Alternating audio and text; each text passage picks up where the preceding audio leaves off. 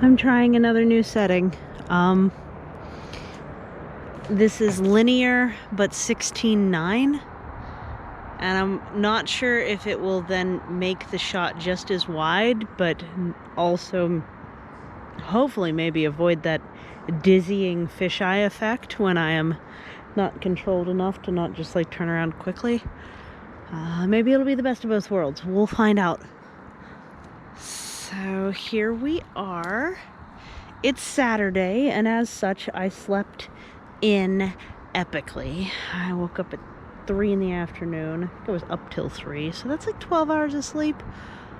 Couldn't get myself to sleep. I thought I was going to end up waking up angry at 9:30 in the morning, but then I fell back asleep, and I'm not angry anymore, so at least there's that. I have not gotten much done today, but sometimes breaks are good too. I could put in an hour at the end.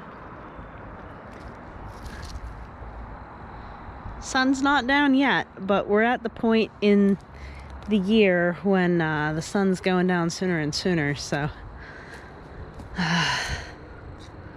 guess we'll find out. I still want to line up my bed so that it is facing that window. I have to change the electric, and I really do want to have a darker room, and painting and electrical work, even though, I've had a pandemic to work on it, I have not gotten to anything indoors. Everything I've worked on has been outdoors. Let's look at the quail. Hi, everybody. And by the way, that's the second floor that gets the big mess on it, not the top one. So they're not walking in that mess, and I occasionally have to take this broom and knock it down, because once everything slows down, it ends up collecting a bit. But the second floor is for predator protection. The top floor, is what they walk on. Because we had that incident when a raccoon was grabbing at their toes and ended up killing one of them.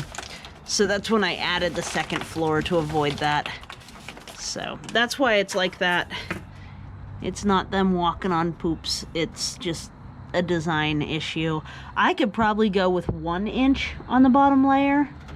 And when it's warm and I don't need their wintertime setup to be like their main housing, I may do that. Red triplet never turned back up. So that's kind of I guess, official that red triplet is definitely gone. No sign of her. So that's one less hen. The good news is that the hens are getting along so much better, though, because we'll see, with having the kitchen window right here, I can watch their behavior and everything real close, and it's super nice to be able to do that. And so while I'm watching their behavior, I was noticing that Red was the one that was not letting people eat or drink, and by people I mean the other quails. So I guess if it was going to be one of them to go, I had tough decisions to make about her anyway. See how they have to stick their heads in there for the no mess feeder. Like that.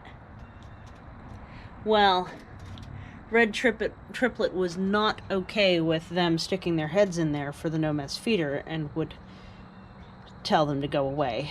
Would walk up and peck the feathers off the back of Orange, and Orange also got their head pecked a lot, so that's clearly helping a lot. They do like the new feeder, but I would say that 1 port per side would be a much better design, because the ports are way too close to each other, and they can't really get in there too well without feeling crowded or panicked about being shoulder to shoulder.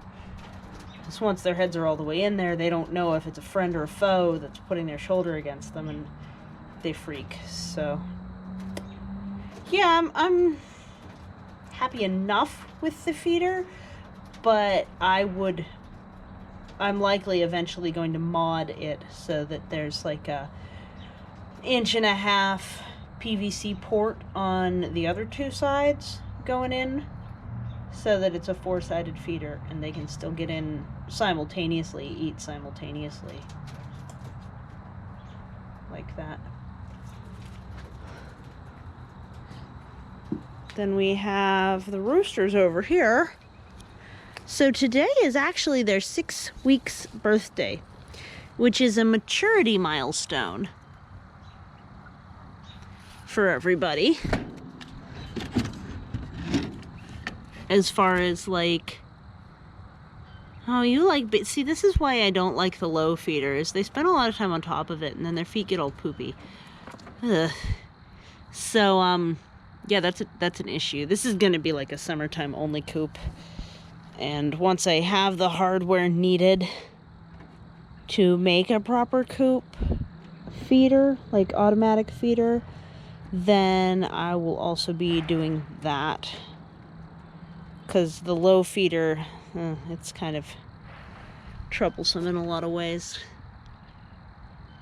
He's messy, isn't it, little birds?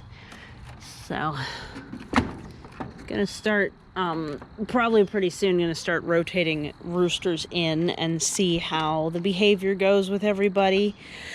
And since the days are getting shorter and shorter, and not enough light gets into the winter hutch anyway for them to even lay eggs during the summer, apparently, Henny Penny, then I am also thinking that I may get like string of Christmas or fairy lights for in there to keep them lit up a little more, and run that through the window like the others. Maybe put it on a timer or something, especially if I can get like a narrow width timer, because you know, a lot of those timers take up like 3 different plug sockets. I find that annoying. It looked a little bit like we might have gotten a frost based on, based on that pokeweed in the front, which I'll show you in a moment, but everything back here is fine. So the hillside may have gotten a small amount of frost exposure. Oh, I finally got dunks. So there should be fewer mosquitoes in here, but my pump keeps flipping over. I think something keeps trying to crawl in. But there should be fewer mosquitoes because of this little floating thing right here. It releases a bacteria that stops them from molting, and so they die in the larval phase. They say that if it's a square foot or less of surface area, then you can just use 1 dunk and it'll be plenty.